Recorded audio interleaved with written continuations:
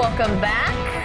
We are going to get back to CBS News projections in the Electoral College map right now. Numbers have changed once again. According to CBS News, they're projecting that Hillary Clinton has 190 electoral votes right now. Donald Trump has 187. So this is neck and neck. We've seen some states go to Mr. Trump that we did not expect to see happen, according to polling. CBS News still hasn't called Florida for Donald Trump, although other media outlets have, and that's a huge number of electoral votes there. Real Clear Politics has called it for Mr. Trump. With 100% of precincts reporting, Real Clear Politics has done so, and some other outlets, as you said, David. So that would give Trump 217 to Clinton's 209. And, of course, now also being called the rest of the West Coast, so Washington State and Oregon, going for Clinton, which would bump up her electoral college, take to 209 to Trump's 217. Popular vote-wise, Trump is at 49.1%, Clinton is at 46.5%. A much closer race than any of the polls were indicating. Okay. And so the story coming out of tonight, aside from whoever wins, is these polls need to be recalibrated, and the way polling is conducted needs to be rethought, because this is an embarrassment to most of the polling establishment in this country. I think that's probably a fairly safe assessment. Stay here, Dr. Califano. We're going to keep you obviously busy for the rest of the night. We are here for the long haul, that is for sure. That is for sure. There are several high-profile ballot issues we want to get to, including the chance for a higher cigarette tax in Missouri. Our Colin Lingo is keeping tabs on a couple of those proposals for us in our newsroom tonight. Colin? Yeah, David and Jennifer, we're looking at more than candidates out here in the newsroom tonight. We're looking at a couple of ballot issues. Both are a proposed cigarette tax increase. Let's take a look at those numbers real quick. The first one we are looking at should be Proposition A, which is a 23-cent cigarette tax. Right now we're seeing a 57% no and a 43% yes, and that's 43% of precincts reporting.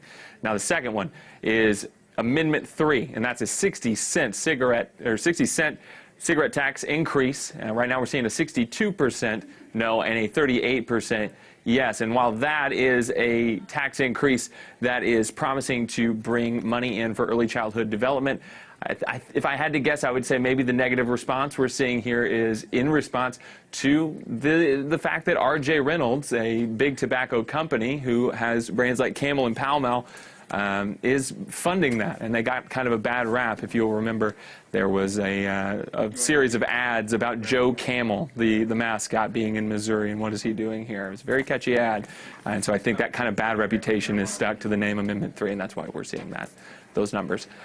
David and Jennifer. Okay, Colin, thanks so much. We're just kind of flying by the seat of our pants here, as a lot of you are, I'm sure, watching these numbers come in, trying to make sense of what's happening. We're getting indications that we could be hearing from Mike Parson up in Bolivar. Of course, he's watching to see if he might win and become the next lieutenant governor. Our Lindsey Klein is standing by up there. We're going to hopefully go to her before too long and see what's developing up there at that watch party. In fact, we've got her now. Yeah, Lindsey Klein joins us now live from Bolivar. Hi, Lindsey. Hey, David and Jennifer. There have been hundreds of people here tonight, all in support of State Senator Mike Parson and his run for lieutenant governor. You can see a crowd gathering behind me because we are told that Senator Mike Parson might actually come and take the stage in just a few minutes and address the crowd here. And it is a large crowd here tonight. People are still shouting and screaming.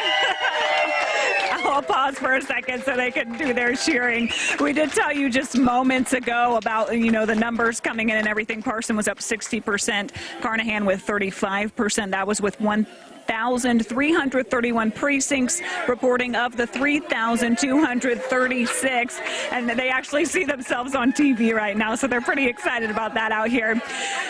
This is a seat, like we have been talking about, it's been held by a Republican for over a decade, so a lot of pressure on the Republicans to keep that seat.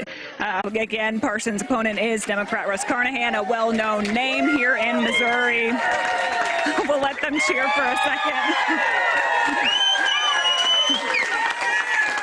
Okay, Lindsey Klein, we're gonna interrupt you there for a second because we're watching these numbers come in here. At this point, Dr. Califano feels confident that this race may be over. 51% precincts reporting, and you're looking at, what, a 60-35 split you just saw on your screen. I guess the thing of it is that we can't imagine how Carnahan could overcome that kind of deficit. So you're pretty confident saying at this point Mike Parson is likely going to be the lieutenant governor-elect of Missouri? I would say so, which is why he's going to give that speech pretty soon. Okay, we'll be hearing from Lindsay Klein in Bolivar later tonight. Let's head over to Jamie in the Weather Lab now, where the weather hasn't been too bad on voters, has it, Jamie? No, it hasn't.